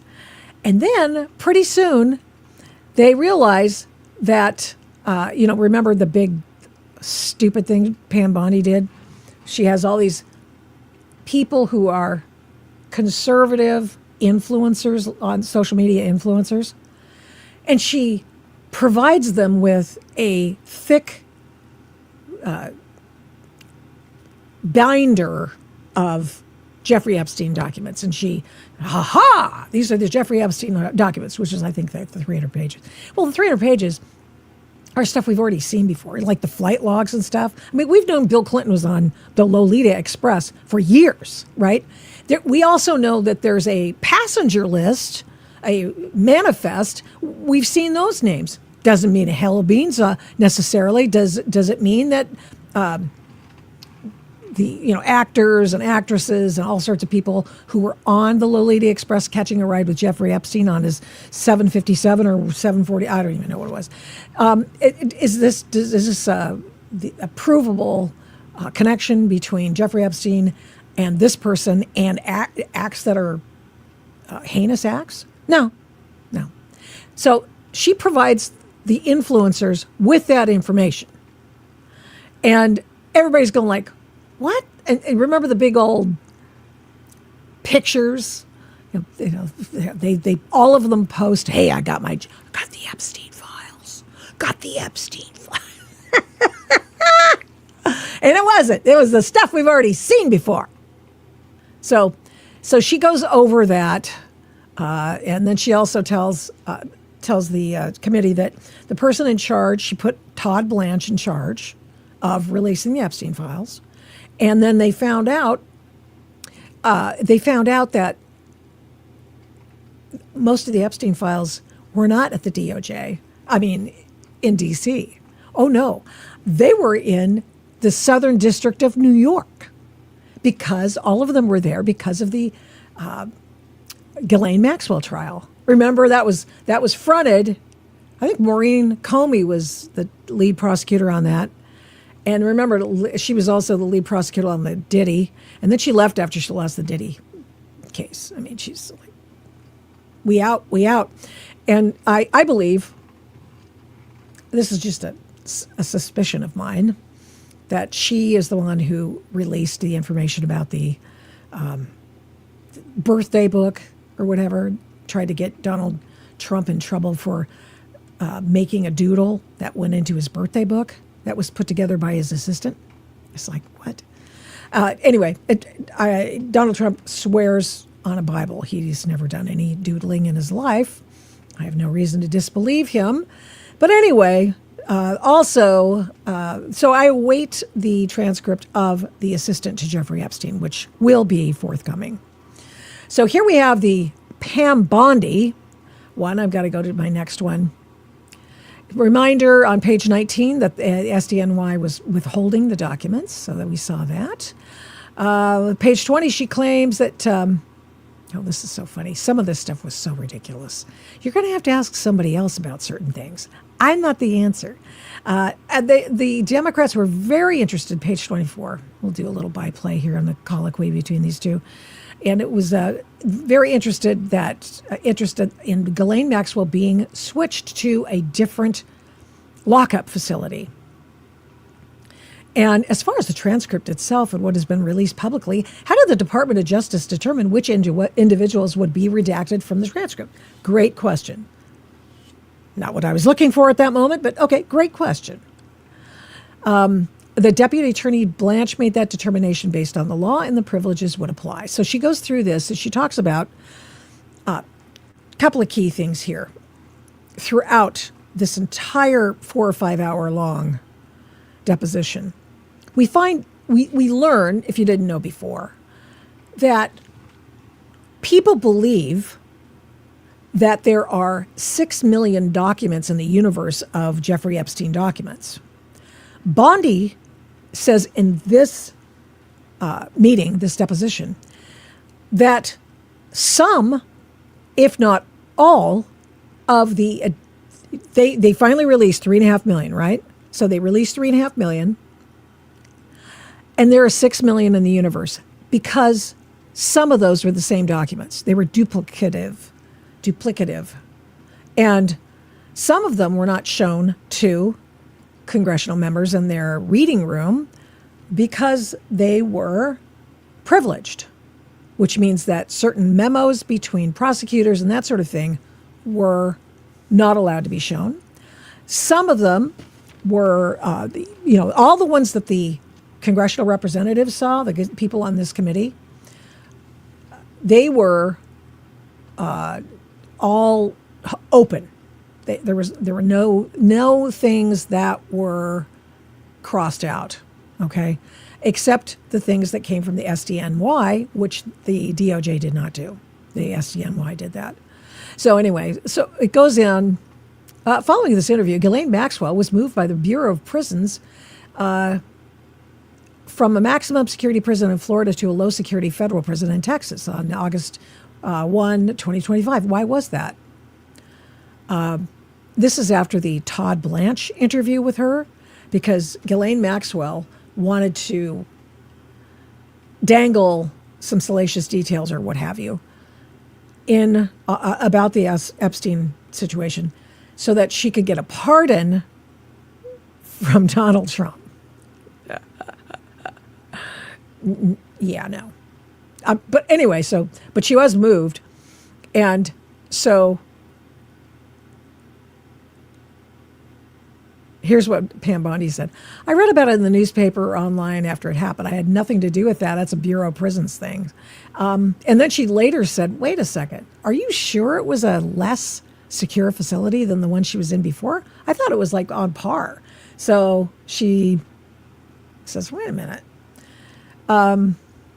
Would then Deputy Attorney General Todd Blanche know the answer to that question? He may, and I'm not sure if he'd addressed that publicly, probably, but transferring a prisoner is a decision of the Bureau of Prisons. To be clear, and to your knowledge, do you know if her transfer had anything to do with her participating in the interview with Todd Blanche? I have no knowledge of that, she said. Again, I found out about it after the transfer when it became public. Okay, so I'm going to go, Ro Khanna appears on page 30. He just walked in. And that was a theme, because not everybody can make all the meetings. That just happens. Congressional representatives are very busy and that sort of thing. But the bottom line is that a lot of times when they had meetings with congressional reps on the Oversight Committee, the Democrats didn't show up. And Pam Bondi, I mean, she's hour 4 and she's going, hey, man, it's not my fault you didn't show up to get these answers. I've already said them previously in this deposition. I have shown you, I have told you, and I'm like Dave Min from Orange County. Gee, that guy, I'm telling you, I have this thing about him. Like anything, hey, knock, knock, knock. Anything in there? That guy, he comes in and he starts asking questions that have been asked like 3 or 4 times. And she's going, I already answered that question. And he always tries to sound like, hey, I've just discovered America. I've just discovered water. Do you know that there's a hydrogen molecule in the universe? I just discovered it. And so that's kind of the way he is. And so it's just, really annoying. Anyway, page 30 is like, so, I mean, an hour into this thing, at least, that's when Ro Khanna appears. He and Massey work together to, out the Epstein files, which is great. All of a sudden, Democrats are interested in the Epstein files. 4 years of Joe Biden, ain't nobody interested. Nobody wants to have a thing to do with those things. They're too busy rolling up ardent believing Catholics to do that. Can't do that. No. So anyway, I'm going through my my notes here. Harmeet Dillon is there, page 28. Let's go to page 28. It's kind of funny. But Harmeet Dillon, she is now. You want to talk about somebody who knows how to conduct herself in court? Yeah, Harmeet Dillon. She's your girl. So Harmeet Dillon shows up on. Here we go. In relation to EFTA, which is the Jeffrey Epstein Transparency Act, Epstein File Transparency Act, EFTA, and the department's obligations thereunder, what concerns or did Todd Blanche express concerns as far as releasing documents? What was he saying? You're just you're begging for hearsay evidence. Dillon goes, I'm just going to point out that you can answer that. She's talking to Bondi. You can answer that to the extent that it doesn't reveal protected communications. Bondi, I can say I believe everyone was concerned about protecting victims' identities, given the 6 million pages of documents that we received in a 30-day timeline to comply with that process. And they went through 3 million, all of them, I guess, and they had 500 people working on that to get to make sure that they could get it through to make the deadline. They didn't make the deadline. They started just rolling revelation of all the documents as the time went on. And people, no victim information was supposed to be revealed, although accidentally it was. And then they immediately stopped that. And then in addition to that, there were people, the other ones about the prosecutorial memos and stuff like that, they didn't reveal those. So there was privileged information, there was victim information, and there were things that were not even, they did not pertain to the Epstein matter whatsoever. Why they were in that universe of documents, I do not know, but she didn't elaborate on that. Anyway, so I thought it was funny that Harmeet Dillon shows up for this. Let's see. Oh, and here we go. Page 31. What remains duplicative? Because people want to know this because they say that we have to release all the Jeffrey Epstein documents. The Congress on the Oversight Committee has had access to all of them. All of them. According to according to Pam Bondi. In the reading room. That's the universe of all documents. Some of them which are duplicative. If they're duplicative, they didn't even bother to do it. They didn't take them, and they just said, here are all the documents. We have one copy, you don't want two. One person, one congressional member tried to take an original document out of the reading room. And that person was not identified, but in the next breath, Pam Bondi talked about Pramila Jayapal of the state of Washington, who's a commie. And she's the one who made, hey, look at all these people standing up. Now, Pramila Jayapal's never said word one about the Jeffrey Epstein files until she thought it could come to, mean she could get Donald Trump with him or something or make him look bad or whatever. 4 years of Joe Biden. Nothing. Now, all of a sudden, she's here, and she wanted Pam Bondi to turn around and apologize to all those people. To which Pam Bondi said, I apologize. I am sympathetic to all victims, and did not turn around and give Pramila Jayapal her dramatic moment for the cameras. But anyway, so let's see. We've got to page 30. I know that you've already mentioned how many documents were produced, but again, for the record, how many total documents or materials did the Department of Justice produce to the public pursuant to the Epstein Files Transparency Act? Approximately 3 million, says Pam Bondi. And there's been public statements, I believe, that then Deputy Attorney General Blanche had said that at one point there were 6 million total potentially responsive materials. Is that right? He did.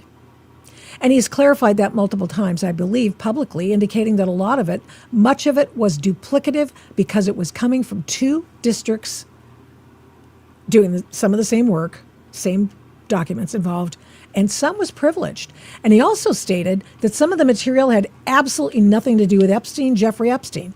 It was an over-collection, said Bondi, in an effort to ensure radical transparency for the country. So question. So to be clear, there's been a lot said and accusations that the department did not produce everything. Now, this is for all of you people who say that there are still millions of documents out there. This is the answer to that question. You may not like the answer, but this is Pam Bondi's answer. And this is what she's telling us. And this isn't the first time that the Oversight Committee has heard this. The Oversight Committee knows this because the Oversight Committee has had access to the so-called reading room to look at the docs. So, yeah. They're lying. Oh, we don't have all the documents. You can't prove a negative. So, anyway. He clarified that multiple times, I believe, publicly, indicating that much of it was duplicative because it was coming from two districts and some was privileged. And also, he stated that some of the material had absolutely nothing to do with Epstein. It was over-collection. Over-collection. To be clear, says the questioner. So to be clear, a lot has been said and accusations that the department did not produce everything. Attorney General Bondi, are there any documents remaining in possession of the Department of Justice that are required to be released pursuant to the Epstein Files Transparency Act? To my knowledge, they've all been released. To my knowledge. And why do people keep asking for files to be released then? In her answer, the unredacted versions are also available to members of Congress, including the duplicative material. And I believe that's still available, so Congress can go see for themselves. The 6 million pages versus the 3 million was released, and much of it was duplicative or privileged or completely unrelated to Jeffrey Epstein. Okay, maybe you don't like Pam Bondi, Jeffrey Epstein fanatics. I get it. I understand. I have a fundamental problem believing everything the government tells me. Okay? I'm with you. The thing is that sometimes you have to take yes for an answer. Okay? It does happen. And sometimes you got to believe somebody. Are you willing to believe crazy conspiracy theories without foundation? Okay?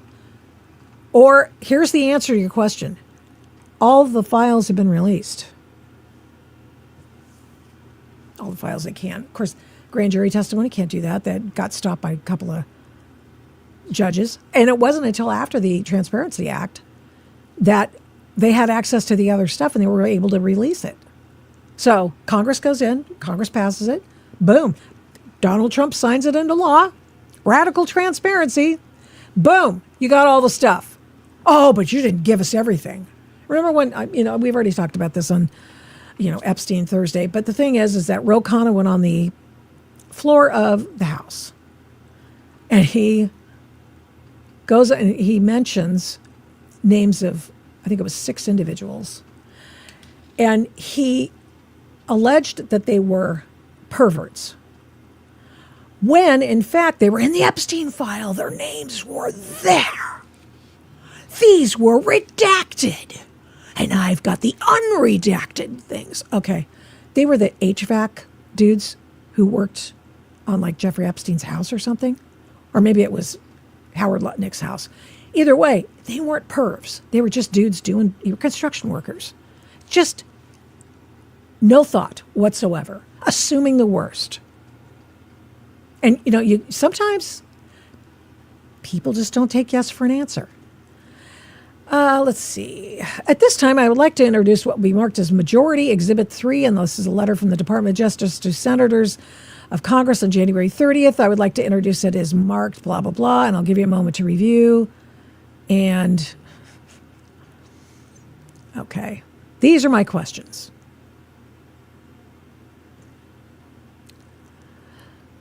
Attorney General Bondi, these are notifications that you provided Congress pursuant to the Epstein Files Transparency Act. Yes. And again, you touched on it previously, but there are certain categories of documents that are not produced, right? Yes.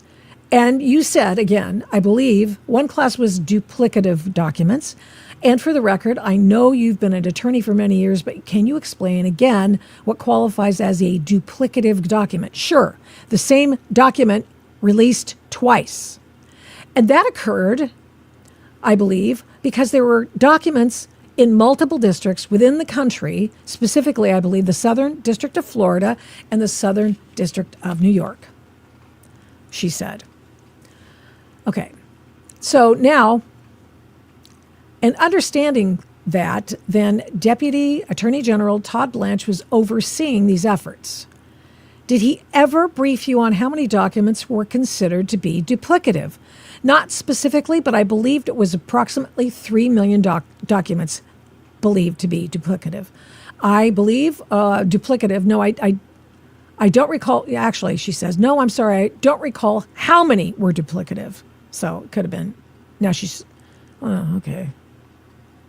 I think she added. And there were documents that were privileged, yes. And can you elaborate on why those cannot be produced? Yes, I can give you an example, which would be a prosecution memo is privileged. And who made the determination whether a document was considered privileged? Todd Blanche, while following the law. And here's another question. Todd Blanche never approached you about any specific documents as it relates to privilege. Probably, I don't recall specifically, but we probably talked about it. I talked to him every day about multiple issues around the country and the world because he reported to her. And I know you touched on this previously, but the Department of Justice, according to these letters, said that there were certain files that were withheld because they were not part of the case file for Epstein or Maxwell and were completely unrelated to these cases. Is that right? Yes. Can you give us an example of what would have been captured by that? Well, I believe an example would be that Todd Blanche used was that there was someone else in South Florida with the name Epstein, an entire case that had nothing to do with Jeffrey Epstein. Remember that? Remember when Jasmine Crockett, who also is a member of this committee and has beclowned herself on multiple occasions in this committee, said she thought, aha, I have found Jeffrey Epstein. And she started releasing information from the Jeffrey Epstein file, which turned out to be another Jeffrey Epstein who happened to live in Florida also, who was a dentist, I think it was. Yeah, so that happened. And for the record, recognizing that you have to conduct a search and it produced millions of documents, if those documents were determined to have nothing to do with that Epstein or Maxwell cases, why were they originally included in this search that the Department of Justice conducted? We wanted to have radical transparency and find everything that was related to Jeffrey Epstein, and that's why the search was overbroad. Now, thank you. These are important. People, I know that for some people this is just like watching paint dry. I get it. I understand. I mean, I've already read these, I just want you to know that this is one of the fundamental questions that the people who don't believe that the Trump administration has been transparent on the Jeffrey Epstein thing, they say, well, there are still files out there. And some of them have been not allowed to be released because of judicial decisions, some grand jury testimony, as well as things that are not specific to the case. It might be about that other Jeffrey Epstein, that sort of thing. And during this process, when you were preparing documents to be produced, were there concerns what should or should not be redacted? I believe so, she said. Did you have concerns? Yeah, I had grave concerns about victims' names released because of the volume of documents and the time frame in which those documents had to be released. And I believe most people in my office shared those same concerns. Pam Bondi, by the way, was a prosecutor for years before she became the AG of Florida and then ultimately the AG of the United States. So she's a victim. I mean, prosecutors are victims, people. I mean, that's who they're going to court for. The state brings charges against the person who has harmed the victim.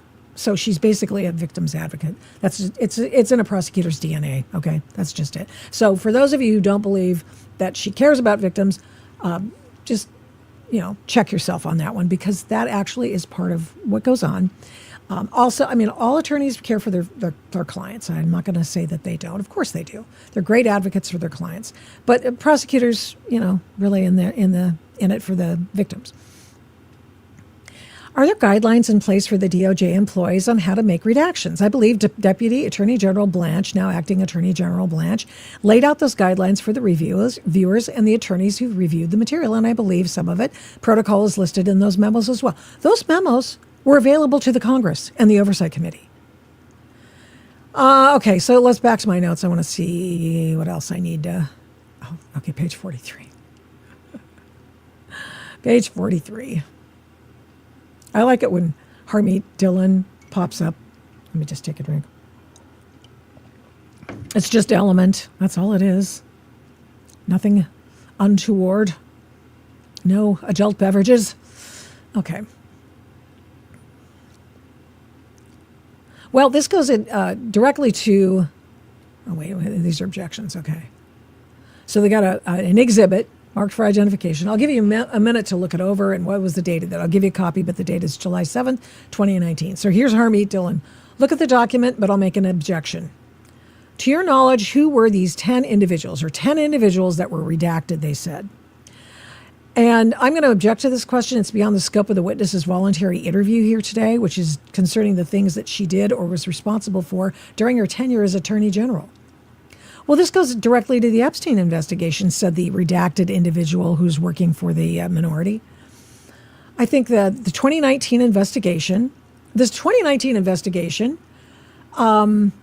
was also discussed in the previous round, so I'd be hard-pressed to understand why the nature of the objection. Dylan, I don't know what to do to help you understand it, but it is my objection. Blank. If you could just use the microphone. So, people have difficulty hearing the individuals, the people who just beclowned them. So they always, I couldn't hear that. I'm having difficulty hearing you. Okay. Yeah, I understand your question. It's beyond the scope. Would it be your view that the 2019 Epstein investigation in its totality is beyond the scope of today's conversation? The scope of today's transcribed interview is what the former Attorney General sitting next to me did regarding the Epstein transparency files and related matters during her tenure. That is the scope. That was the agreement. So in just a sort of yes or no way, would it be your understanding that, for example, the 2019 Epstein investigation in its totality would be outside the scope of today's conversation? Dylan, yes. Okay, would it be your understanding that any related and Epstein-related fact or question that does not live inside the witness's date range as Attorney General would be outside the scope of the conversation? Generally, yes, unless she has personal knowledge that comes from that time, post-dates that time period. Anyway, goes on because, Harmeet Dillon is no fool. She knows what the scope of the conversation is here, this voluntary interview. And there was also actually some byplay with Dillon, Bondi, and the Democrats. I'm like, were you here? Were you here?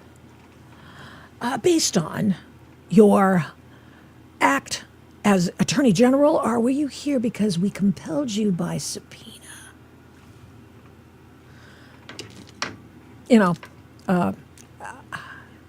Is it a distinction without a difference? Probably. Let me go back to my notes. A couple more things. There's a lot of stuff. Let's talk about the Elon Musk tweet about Trump being in the Epstein files. And they asked Pam Bondi if she talked about it with people. She said, "Oh, I'm sure I did." Let's see what we do. Here we go, page 66. I told myself, go to line 10 and start reading. Okay, so I will. Here we go. All right. Oh, this is a Subramaniam representative. What I'm asking, though, is before the release of the files during the process, line 10. Okay, here we go. I'll start up out there. Is there any reason to look for the President Trump's name or any other administration official's name before the release of the files? I don't recall, says Bondi. The old I don't recall. Subramaniam. Are you aware of any effort to do that? You don't recall? I don't recall. Okay. Are you, and you suggested, again, there were 3 million pages, says Bondi. Well, and the representative says, it's not about what's in the files. I'm asking any effort to look for President Trump or any other administration officials in the files up to the release of the files and the process of releasing the files. I don't recall. Bondi actually comes back later and says, I'm sure we did, but I don't, she switches that later in there. So, but what's interesting is it's 3 million pages. It's not about the files. What I'm asking is, any effort to look for President Trump or any other administration official's name in the files to the release of the files in the process of releasing the files? I don't recall. You don't recall? Okay. And there are various points as you suggest that the DOJ holds significant volume of child sexual abuse material within the Epstein files. Can you clarify what that means and what you meant by that? Bondi. Sure, it's CSAM. Representative Bondi says, and that's protected as you all know, under the law, highly protected child sexual abuse material. And it later comes out that it pertains to none of the victims. It's what he downloaded from who knows wherever pervs. I guess Kick is the place to get that, right? Graham Plattner. So it's CSAM material that is child porn. So CSAM is the way that they talk about that. Well, let me just go through my notes and find out. Page 70 line. Yeah, page 70. This is where she talks about. Oh, great. She talks about. You just lost that, didn't you? Yeah, of course. Because guess what? Homegirl just accidentally removed it. We're gonna go back here.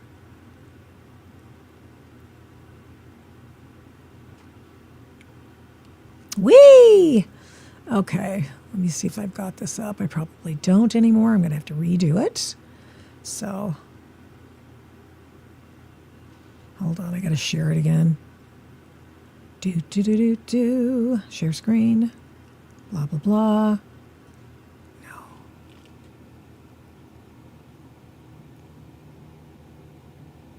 No. Great.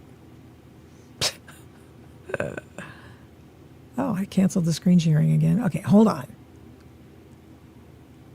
God, this is so annoying. Annoying. Apologies, everybody. Oh, I brought up the wrong one. The Pam Bondi thing was highly entertaining. And probably worth going into it, just reading it, just for grins and giggles. Now, here's what I'm going to do. I'm going to share my screen again. I'm going to go over there. Bondi, transcript, do it. Can you all see that now? All, few of you. Okay, hold on. It's going on. Here we go. All right. God. Ah! All right. Page 70. Page 70. I wanted to.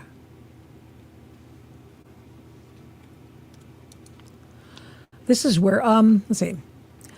The reason I ask is because there was a reporting of when you were testifying before the Judiciary Committee that you had information on our search history for when we went to the Department of Justice. Was that something you were told to do or keep? Were you told to keep that information of our searches? But no one told me to spy on members of Congress, if that's what you mean. So it's a decision you made on your own. Bondi. Members of Congress weren't spied on. The system downloads anyone who looks at that because there are millions of pages of unredacted victims' names in there, faces, names, information that's not public, that's built into the program. In fact, when you go and review it, we have also had, I don't know if it's still happening, people in the room watching what was happening to be sure no one was walking out with unredacted victims' names on a list. In fact, they did find someone doing that. I'm aware of how that system might work, but obviously, I'm trying to ask if somebody asked you or why you had printouts of it in your hearing at the Judiciary Committee. Oh, a staffer gave me that. A lower level staffer gave me that printout, and I intended to talk to Representative Jayapal when she was questioning me about it. No one was trying to hide it. I went. Bondi and everybody in the Trump administration, like Besant, all those guys, they have ammo on everybody who's asking them questions. Because when they get, they start standing on their soapbox. She says, oh, yeah, and what was it when you, let's see, it would be like, for example, when Ilhan Omar went after Nancy Mace, and Nancy Mace goes, because Nancy Mace didn't make it through the primary, South Carolina gubernatorial primary. And Nancy Mace goes, well, at least I didn't marry my brother. Stuff like that. You know what I'm saying? Stuff like that.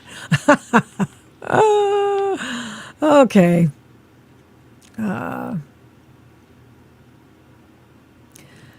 All right, Ms. Bondi, we got 3 minutes left in the round. I'm going to try to efficiently hit a few straggling questions, and we'll take a break. Just one question globally. Mr. Blanche previously represented President Trump in a personal capacity. To your knowledge, did anyone with the Department of Justice ever express concern about Mr. Blanche's management of the Epstein file process, given his personal representation of the president? Dylan chimes in. You can answer that to the extent that it doesn't reveal internal deliberations of the Department of Justice. And Bondi says, I believe Attorney General Blanche follows all the ethics rules. He's highly ethical and follows the rules of ethics. By the way, for those who don't know, Todd Blanche used to be a federal prosecutor from the Southern District of New York. So he's worked for his own firm, White Shoe Law Firm, and SENY. I mean, in other words, he's got pretty impeccable credentials if you're looking for that kind of public service in there. Okay, so what else? I just want to make sure I hit the high points. Line 20, Biden missed. Oh, yeah. Page 76. Here we go.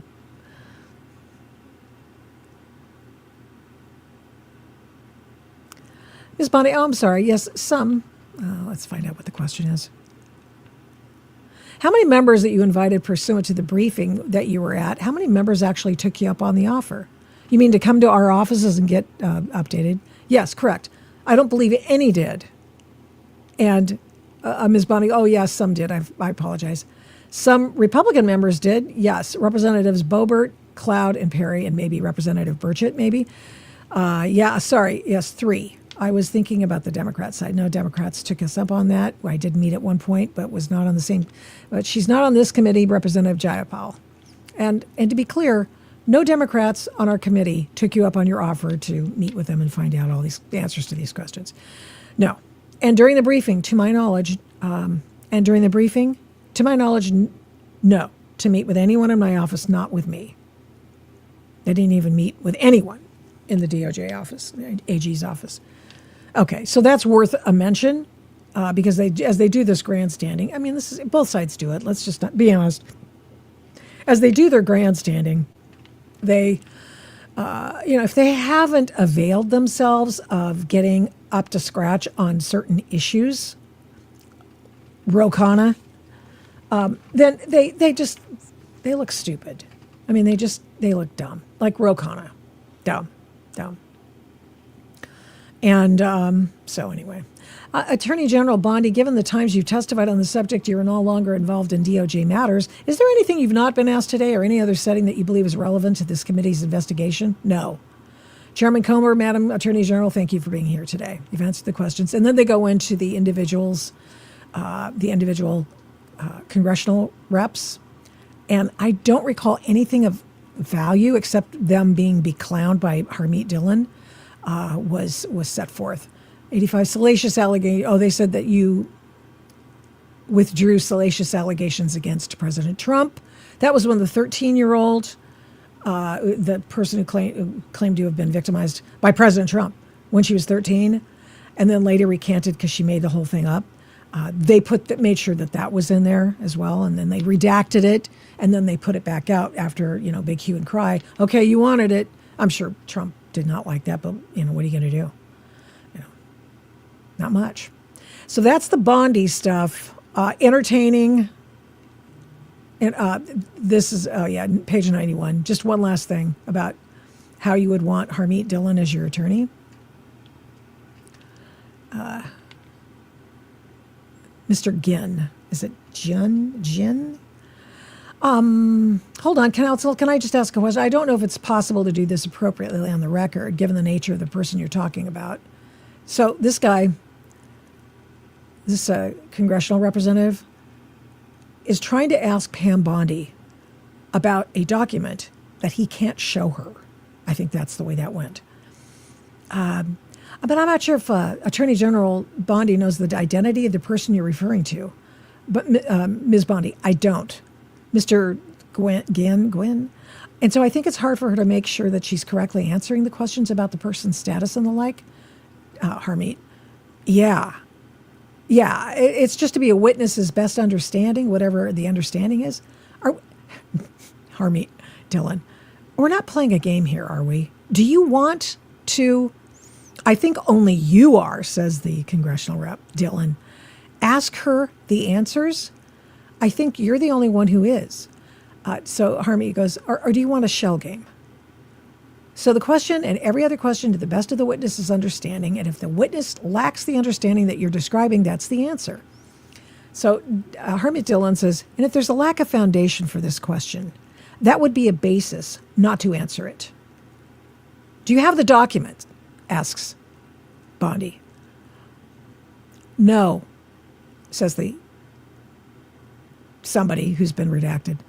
No, we may. I think I'm willing to limit it to, do you have an understanding of any documents related but to the woman, of any friend of the woman being withheld by the DOJ? Dylan. What woman? Lack of foundation. Who is the woman? Blah, blah, blah. We don't have the rules of evidence here, but I think the witness understands the initial discussion of the... So anyway, they're asking her to confirm a pig and a poke. They don't actually, not the woman, obviously, I'm not referring to that. I mean, the poop sandwich that they're asking. Hey, can you imagine if she'd said, well, sure, I ratify everything in that document without saying the document? That's stupid. I mean, if you do that, you're dumb. And so Harmeet Dillon knows what the game they're playing is. And she goes, no, get out of here, basically. And very soon thereafter, it's all done. So lots of byplay and the end. The end. Thank you. 12:50 is when they stopped. So that is the Pam Bondi situation. I covered the major issues that people have with this issue, this Epstein affair. I mean, what's the universe of documents? What's being withheld? Why are you withholding it?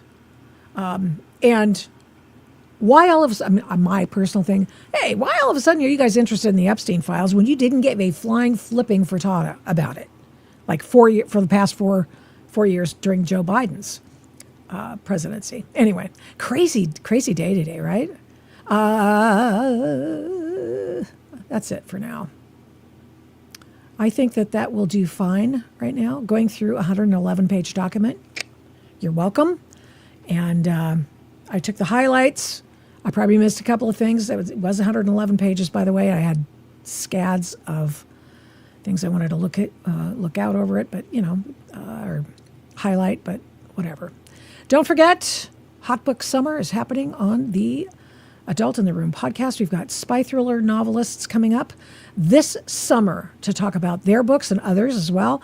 Last week we talked about J.K. Rowling. Oh, whoa. A book by a person who did a biography of her. Fascinating. Really, we had some unfortunate technical glitches because he was doing the interview in a car. It was like, what?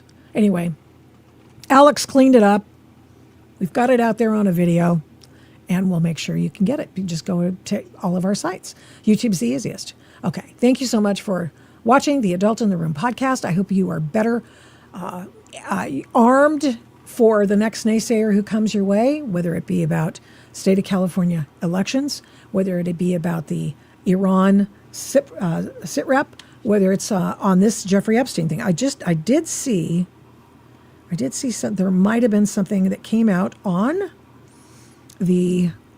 Iran. So I just want to make sure before we leave the stream today, I'm going to find out if there's anything going on the news. Live updates. Trump says UN or U.S.-Iran settlement could soon end war and open the Strait of Hormuz. Well, everybody, so nothing's changed. We've heard that before. Anyway, thank you so much for being with us today. It's Thursday. You bring in your suggestions for books. You can email me, victoria@victoriataft.com, by all means, or, post up your different things on social media, your ideas for books that you want us to cover. I appreciate it very much. And we'll see you next time. See you Tuesday, 1 o'clock Pacific and 4 p.m. Eastern. Thank you. Thank you so much for watching and listening to this episode of the Adult in the Room podcast. We do not take you for granted. We appreciate every single person who tunes in every week to listen and watch this program. We're here every Tuesday and Thursday, live streaming on Rumble, and then on every other podcast platform shortly thereafter when we can port it over and get it over there as soon as we can. All the shows can be found at victoriataft.com, where the censorship regime has been banned by me. Follow me on social media at these names: Victoria Taft, the Adult in the Room podcast, and The Victoria Taft Show. Send media inquiries, or any others for that matter, to victoria@victoriataft.com. And here's a big ask. Would you please subscribe, share, like, comment, recommend, and give this program a 5-star rating where you can? We really appreciate it. We do not take that for granted either. Follow my work at, you guessed it, victoriataft.com. PJ Media, I write tons over there. Flamingo Audiobooks, and of course the radio. I don't do this alone. This show is produced and engineered by Overall Media. 1A Cast is responsible for some of the Adult in the Room podcast's imaging. Logo design by Hageman Creative. The Adult in the Room podcast is produced at Flamingo Road Studios. All rights reserved.